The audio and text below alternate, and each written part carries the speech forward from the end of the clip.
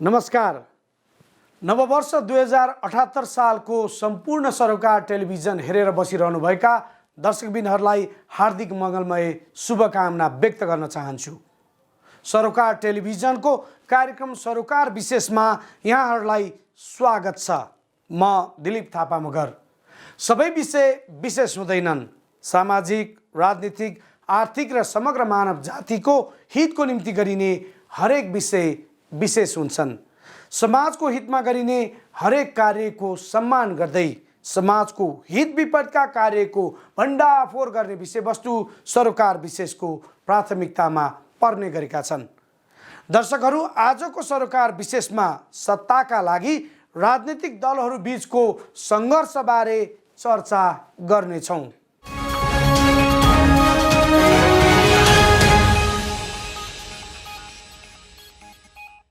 राजनीतिक दलहरू बीच देखिएको किचलो सत्ताका लागि हो। सत्ताको रापमा राजनीतिक दलहरू अहिले पिल्सिरहेका छन्।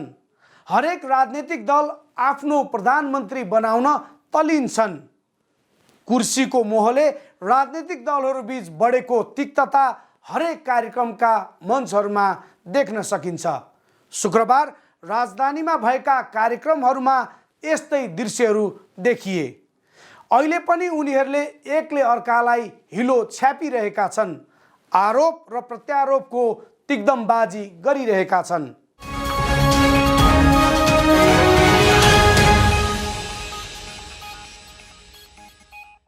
राजनीतिक दलहरूमा वैमनस्य बढेको छ। केही राजनीतिक दलहरू एकजुट हुँदैछन् भने केही अझै आफ्नै गोरुको बारै टक्का गरिरहेका छन्। शुक्रबार नेकपा माओवादी केन्द्रका अध्यक्ष पुष्पकमल दाहाल प्रचण्डले नेपालमा तानाशाही निरङ्कुश शक्तिले अझै पनि नेपाल र नेपाली जनता विरुद्ध षड्यन्त्र गरिरहेको आरोप लगाए।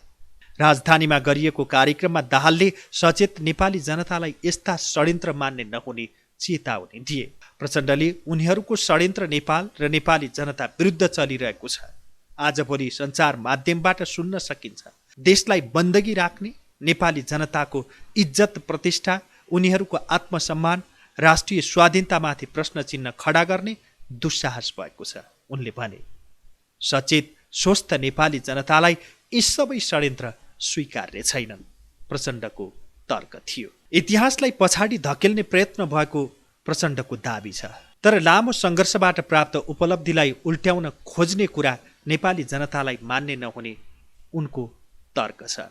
यो परिस्थिति कुनै एउटा पार्टी विशेष वा नेता विशेषले मात्र ल्याएको परिवर्तन होइन, आम नेपाली जनताले गरेको सङ्घर्ष र बलिदानको परिणाम हो। दुईटा धारमा अहिले बहस चलिरहेको छ।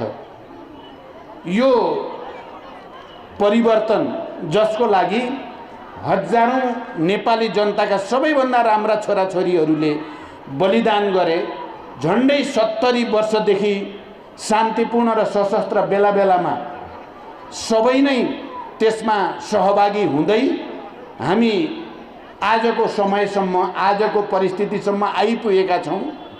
र जहाँ पनि ठुल्ठुला परिवर्तनहरू, युग परिवर्तन गर्ने क्रममा पुरातनपन्थी, प्रगति विरोधी, समानता विरोधी, राष्ट्रिय एकता विरोधी तत्त्वहरू चाहिँ इतिहासलाई पछाडि धकेल्न सकिन्छ कि भनेर कसरत गरेकै छन्।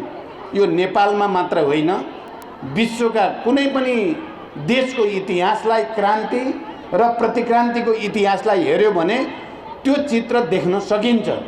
नेपालमा पनि चाहे 7 सालको कुरा गरौँ, चाहे 46 सालको कुरा गरौँ या अहिले, त्यस खालका प्रतिगमनकारी कोसिसहरू हुने गरेका छन्। अहिले पनि केही मानिसहरूले त्यस्तो सपना देख्छन्। यो सङ्घीयतालाई खारेज गर्ने, स्थानीय तहमा गएको अधिकारलाई खोसेर फेरि केन्द्रका केही सीमित व्यक्तिहरूको हातमा केन्द्रित गर्ने, समावेशी र समानुपातिकता जसले यो देशका सबै उपेक्षित र उत्पीडित वर्ग समुदायलाई राज्यमा प्रतिनिधित्व सुनिश्चित गरेको छ। त्यसमा के मधेसी, के आदिवासी जनजाति, के दलित, के महिला, के मुस्लिम, के थारू, सबैको लागि संवैधानिक मान्यता सहित अधिकार सम्पन्न बनाउने परिकल्पना गरिएको छ, त्यसलाई उल्ट्याउन खोज्ने प्रवृत्ति देखा परेको छ। र मैले आज प्रदेश स्तरीय यो प्रतियोगिताको उद्घाटन गर्दै गर्दा र तपाईहरुसँग केही कुरा सम्बोधन गर्दै म के भन्न चाहन्छु भने आजको परिस्थिति कुनै एउटा पार्टी विशेष या आजको परिस्थिति कुनै एउटा नेता विशेषले मात्रै ल्याएको परिस्थिति होइन। यो आम नेपाली जनताले गरेको सङ्घर्ष र बलिदानको परिणाम, आम नेपाली जनताले स्वीकार गरेको र अनि जनताद्वारा निर्वाचित प्रतिनिधिहरूले सार्वभौम संस्था मार्फत संस्थागत गरेको परिवर्तन हो। यो केही मुठ्ठीभर मान्छेले षड्यन्त्रपूर्वक यसलाई उल्ट्याउन खोज्ने कुरा नेपाली जनतालाई मान्ने छैन। उनले भने देशलाई बन्दगी राख्ने, राष्ट्रिय हितका विपरीतका गतिविधि गर्ने काममा स्वयं सरकारका नेतृत्व गर्ने प्रमुखहरू नै लागेका खबरले नेपाल र नेपाली जनताको इज्जत र प्रतिष्ठा, उनीहरूको आत्मसम्मान र राष्ट्रिय स्वाधीनतामाथि प्रश्न चिन्ह खडा गर्ने दुस्साहस भएको उनले आरोप लगाए। केही मुठ्ठीभर मान्छेहरूले षड्यन्त्रपूर्ण तरिकाले यसलाई उल्ट्याउन खोज्ने कुरा नेपाली जनतालाई मान्ने छैन। यो कुरा अस्ति भर्खरै संसद विघटन गरियो, संविधान विरोधी तरिकाले संविधानमा हुँदै नभएको कुरालाई जबरजस्ती चाहिँ धकेलेर, जबरजस्ती नभएको अधिकार लिएर संसद विघटन गरियो। तपाईहरुलाई थाहा छ, यो खेल क्षेत्रदेखि नेपालको सबै सचेत तबका, मैले भन्ने गरेँ नेपालका सबभन्दा राम्रा दिमाग भएका मान्छे जति यो संविधान विरोधी, लोकतन्त्र विरोधी, गणतन्त्र विरोधी, जनताको भावना र आवश्यकता विरोधी कदमलाई स्वीकार गर्न सक्दैनन्, गरेनन्, सकेनन्। लाखौं लाख जनता सडकमा उत्रे। सबै बौद्धिक तबकादेखि, खेल क्षेत्रदेखि, नागरिक आन्दोलनदेखि सबै विज्ञहरू पनि यो अलोकतान्त्रिक, असंवैधानिक, निरङ्कुश र तानाशाही कदमको विरोधमा गएपछि अन्ततः अदालतले पनि फेरि प्रतिनिधि सभा पुनर्स्थापना गर्ने निर्णय गरेपछि एउटा वातावरण बन्यो र ती तानाशाही र निरङ्कुश शक्तिहरू एकचोटि परास्त भए। तर तिनीहरू पुरै परास्त अझै भएका छैनन्। उनीहरूको कसरत, षड्यन्त्र नेपाल र नेपाली जनताका विरुद्ध चलि नै राखेको छ। हिजो आज तपाईहरुले समाचारहरू हेर्नुभयो भने देशलाई बन्दगी राख्ने, राष्ट्रिय हितका विपरीत गतिविधि गर्ने काममा चाहिँ स्वयं सरकारको नेतृत्व गर्ने प्रमुखहरू नै लागेका खबरहरूले नेपाल र नेपाली जनताको इज्जत, प्रतिष्ठा, उनीहरूको आत्मसम्मान र राष्ट्रिय स्वाधीनतामाथि प्रश्न चिन्ह खडा गर्ने दुस्साहस भएको छ मलाई लाग्छ। तर सचेत नेपाली जनता, स्वस्थ नेपाली जनता, बलिष्ठ नेपाली जनतालाई यी सबै षड्यन्त्र स्वीकार्य छैन। म आशा र विश्वास गर्छु तपाईहरुको यो प्रतियोगिता मार्फत पनि संघीयतालाई सुदृढ गर्ने एउटा अभियानको रूपमा यो अगाडि बढ्नेछ।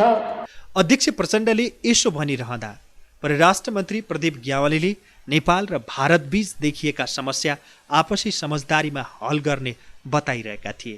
परराष्ट्र मन्त्री ग्यावालीले सीमा समस्या लगायत सबै खाले समस्याको समाधान आपसी समझदारीमा गर्न सकिने जिकिर गरे।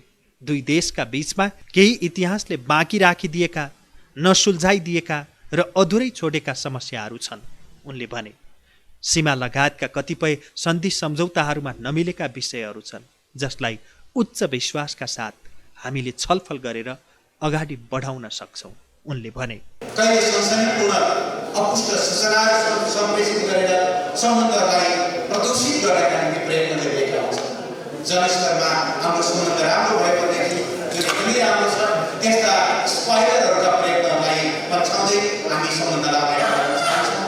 नेपाल भारतसँगको आफ्नो मित्रतालाई उच्च महत्त्व दिन्छ र यो सम्बन्धलाई केवल राजनीतिक कूटनीतिक तहमा मात्रै होइन, एउटा घनिष्ठ आर्थिक साझेदारी मार्फत अझ परिणाममुखी बनाउन चाहन्छ ताकि दुवै देशका जनताहरू यसबाट लाभान्वित हुन सक्छन्। 21औं शताब्दी एसियाको शताब्दी हो भनिन्छ।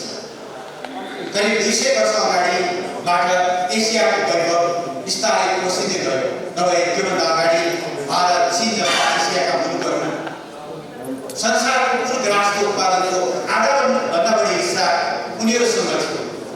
उपनिवेशवादले बिस्तारै एसियाको त्यो गौरवलाई खोसेर अनि बिस्तारै त्यो वैभव एसियातिर फर्किँदैछ। अर्थतन्त्रको हिसाबले एसियाली मुलुकहरू अगाडि छन्, उनीहरू इनोभेसनमा अगाडि छन्, उनीहरू सभ्यतामा अगाडि छन्, उनीहरू सम्बन्धमा अगाडि छन्। त त्यस्तो अवस्थामा भारतले जुन गरी प्रगति हासिल गरेको छ, गएको 73 वर्षमा स्वतन्त्रता पछाडिका 73 वर्षमा कनिष्ठ छिमेकी हुनुको नाताले नेपाल त्यसप्रति खुसी व्यक्त गर्न चाहन्छ। भारतको विकासलाई, समृद्धिलाई नेपालले एउटा अवसरको रूपमा लिन चाहन्छ, किनभने भारत समृद्ध हुनु भनेको नेपालले एउटा फराकिलो र उन्नत बजार पाउनु, भारत समृद्ध हुनु भनेको एउटा असल छिमेकी पाउनु, त्यसबाट नेपाल लाभान्वित हुन चाहन्छ। त्यसै गरी नेपाल समृद्ध भयो भने मात्रै, नेपाल स्थिर भयो भने मात्रै, नेपाल लोकतान्त्रिक भयो भने मात्रै र नेपाल शान्तिपूर्ण भयो भने मात्रै त्यसले भारतलाई पनि लाभ दिन्छ। जसरी एउटा समृद्ध र विकसित भारत नेपालको हितमा छ, त्यसै गरी सबल र समृद्ध नेपाल भारतको हितमा छ। त्यसकारणले दुवै देशका समृद्धिमा सघाउनुपर्छ र एक यात्रालाई त्यो ढङ्गले सँगै अगाडि बढ्न सकिन्छ। पोलिटिकल्ली एउटा अन्डरस्ट्यान्डिङ भयो र दुवै देश आपसी विश्वासका साथ अगाडि बढेर जान सक्यौँ भने मलाई लाग्छ इतिहासले अधुरो छोडेका यी समस्याहरूलाई समाधान गर्न कुनै गाह्रो छैन।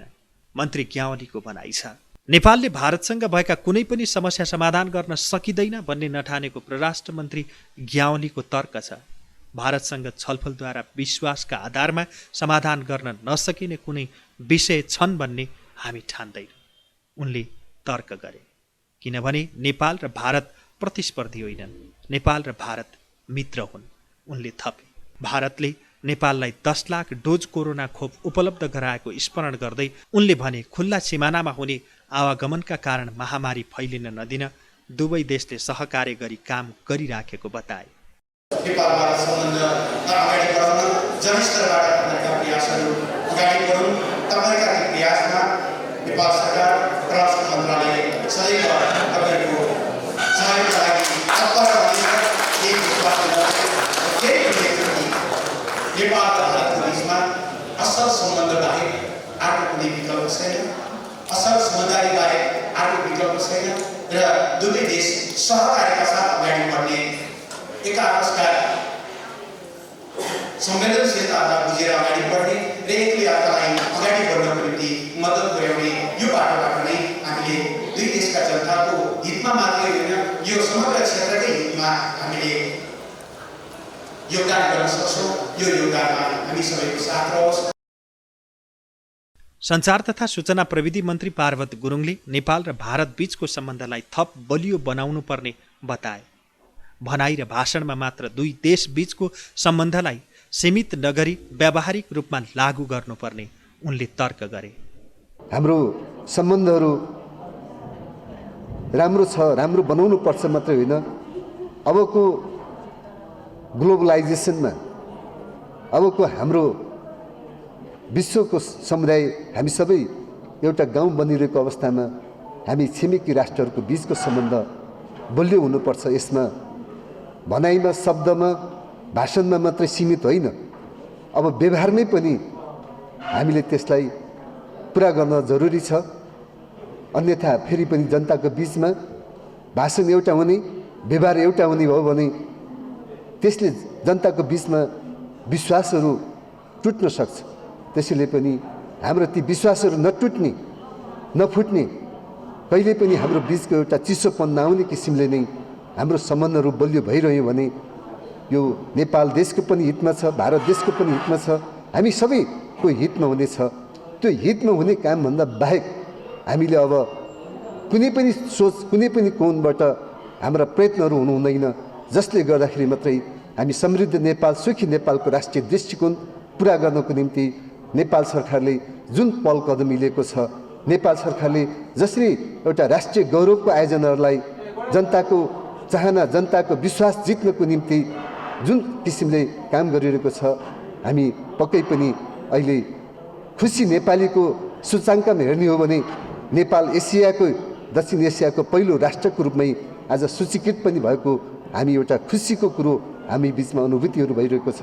नागरिकको विश्वास टुट्न नदिन पनि दुवै देशको बीचमा भएका समस्यालाई छिट्टै हल गर्नुपर्नेमा उनले जोड दिए। मन्त्री गुरुङले प्रधानमन्त्री केपी शर्मा ओलीले लिएको विकासको मोडल नेपालका लागि सबैभन्दा राम्रो भएको तर्क गरे। त्यही कारण अहिले देशमा विकास निर्माणका कार्यक्रम अगाडि बढेको उनले दाबी गरे।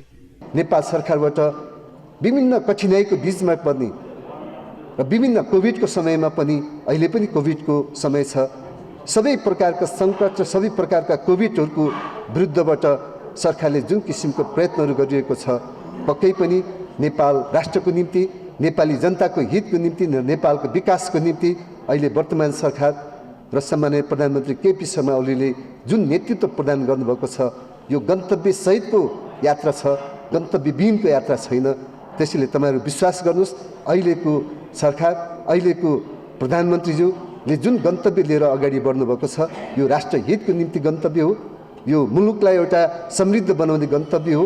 मुलुकलाई एउटा विकासशील राष्ट्र बनाउने, सन् 2022 सम्ममा विकासशील राष्ट्र बनाउने र सन् 2030 सम्म दिगो विकासको लक्ष्य पुरा गर्ने यात्रा हो। यो यात्रा अनन्त अगाडि बढिरहनेछ। जुनसुकै परिस्थितिमा पनि यो यात्राको लाई पुरा गर्नको निम्ति वर्तमान सरकार अगाडि बढिरहने विश्वास पनि तपाईँहरूको बिचमा दिलाउँदै, पुनः नेपाल भारत मैत्री सङ्घले जुन किसिमको कार्यक्रम राखेर हामीलाई पनि आमन्त्रण गर्नुभयो, यहाँहरूको कार्यक्रम नेपाल भारत मैत्री सङ्घले गर्ने गतिविधि र नेपाल भारत मैत्री सङ्घले विगतमा गरेर र भोलिको दिनमा गर्ने कार्ययोजना सहित यो आजको कार्यक्रम सम्पन्न होस्। यसरी एउटाले अर्कोलाई, अर्कोले अर्कोलाई आरोप र प्रत्यारोप गर्ने, हिलो छ्याप्ने काम अहिले भइरहेको छ।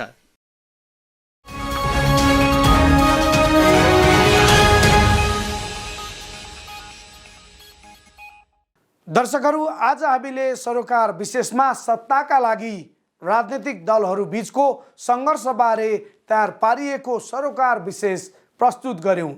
कार्यक्रम सरोकार विशेषमा हामी समाजका तीता मिठा यथार्थबारे जानकारी दिन उपस्थित हुने गर्छौं।